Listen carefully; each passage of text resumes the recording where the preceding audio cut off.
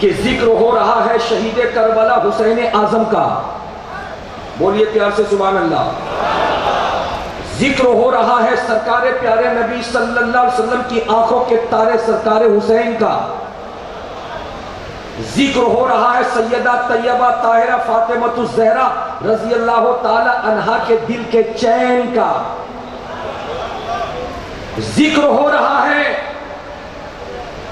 اس نواسے رسول کا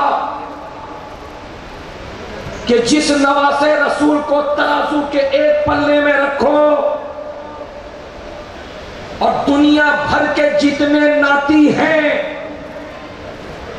ان سبوں کو ترازو کے دوسرے پلے میں رکھو.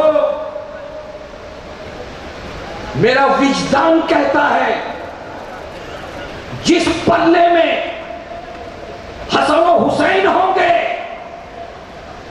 وہ پلہ دنیا بھر کے سارے ناتی کے پلے سے کہیں زیادہ بھاری ہوتا ہوا نظر آئے گا. اس لیے کہ حسن و حسین کسی ایرے خیرے نتھے خیرے کا نام نہیں ہے. حسن و حسین علی کے بیٹے کا نام ہے. حسن و حسین فاطمہ کے دل بن کا نام ہے. حسن و حسین اس پاکیزہ ذات کا نام ہے کہ دنیا نے دیکھا تھا کہ مصطفیٰ جان رحمت پیارے نبی نانا ہیں اور ان کے قدم کے نیچے ہم اور آپ ہیں. مگر حسن و حسین ایسے خوش قسمت ناتی ہیں کہ کندھے ہیں نبیوں کے سردار کے اور اس کندھے پہ بیٹھنے والے حسن و حسین ہیں. اس لیے نہ میرے حسن کا جواب ہے اور نہ میرے حسین کا جواب ہے. حسن ہے تو بے مثال, حسین ہے تو بے مثال. اور آج آپ کو مبارکباد کہ آپ نے کسی اور کے نام نہیں اسی بے مثال حسن کے نام کی محفل سجائی ہے, اسی بے مثال حسین کے نام کی محفل سجائی ہے. لیکن ایک سوال میں آپ سے کرنا چاہتا ہوں اور سوال یہ ہے کہ آج کئی برسوں سے یہاں ذکر شہدائے میں کربلا کی محفل سجائی جاتی ہے اور نہ صرف چٹاگان کی دھرتی پہ بلکہ آپ دیکھتے ہوئے چلے جاؤ.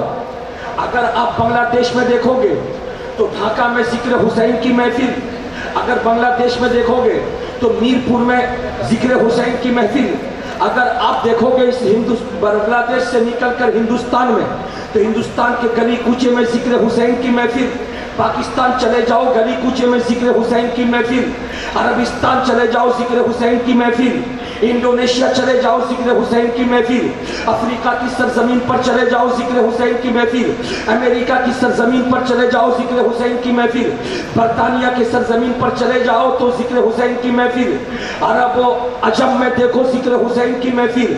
آخر وجہ کیا ہے کہ ہر روز صبح و شام ذکر حسین کیوں ہو رہا ہے؟ شہدائے کربلا کا ذکر کیوں ہو رہا ہے؟ شہید کربلا حسین کا ذکر کیوں ہو رہا ہے؟ اگر یہ سوال میں آپ سے کروں تو آپ کا ایک جواب ہوگا, برکاتی سنے رکھو, حسین پاک سے ہمارا لگاؤ, ہمارا تعلق, ہماری نسبت اتنی پختہ ہے کہ حسین نے کربلا کے میدان میں جا کر اعلان حق کیا تھا اور اعلان حق کو روکنے کے لیے ایک نہیں 22,000 کا لشکر جرار آ گیا تھا. حسین پاک نے 22,000 کے لشکر جرار کے ہاتھ میں تلوار دیکھ کے بھی ہمت کو پست نہیں کیا, اپنی جرأت کو پست نہیں کیا. اگر ظالموں نے بیٹے کو قربان کرنا چاہا تو حسین نے بیٹے کو بھی قربان کرا دیا. بھائی کے شہزادوں کو اگر قربان کرنا چاہا, قتل کرنا چاہا تو بھائی کے بیٹوں کو بھی قربان کرا دیا. حد تو یہ ہے اپنی جان کو بھی, جان کی بھی پرواہ نہیں کیا.